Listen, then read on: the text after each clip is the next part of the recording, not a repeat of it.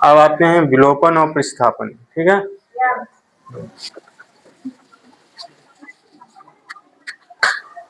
Question बोलो कोई भी।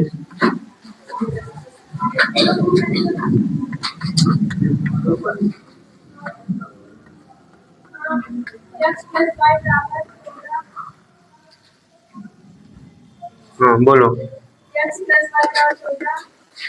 हाँ x माइनस। अब इसको करना है विलोपन विधि से। ठीक है, यहाँ पे दो समीकरण है ना। अब इसको हम करेंगे विलोपन से। और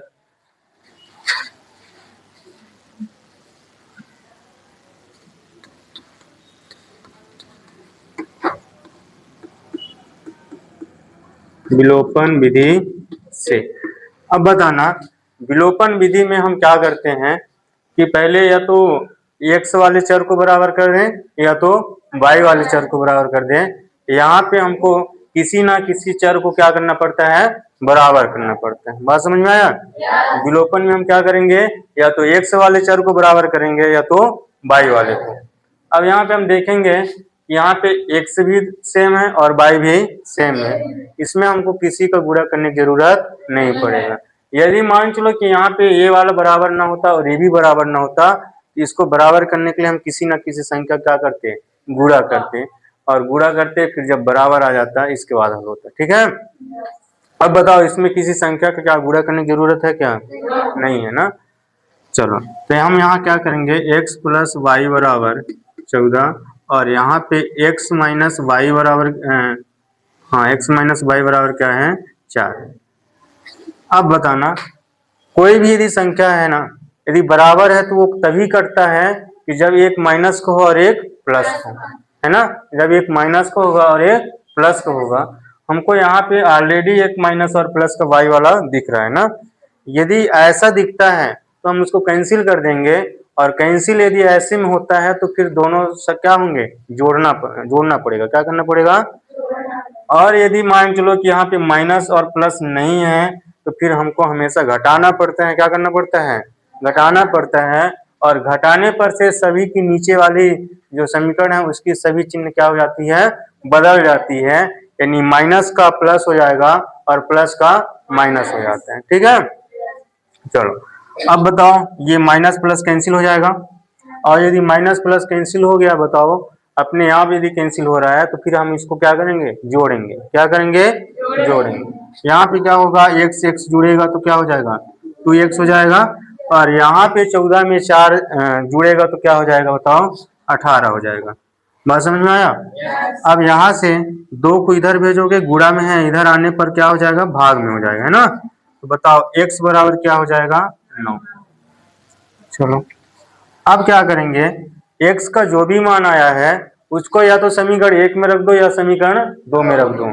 किसी में भी मान रखने पर हमारा y का मान निकल जाएगा। ठीक है, अब इसमें ये मत करना कि हमको 1 में रखना पड़ता है, कोई वो नहीं है ना। 1 में भी रख सकते हो और 2 में भी रख सकते हो। ठीक है, तो यहाँ पे हम लिखेंगे x का मान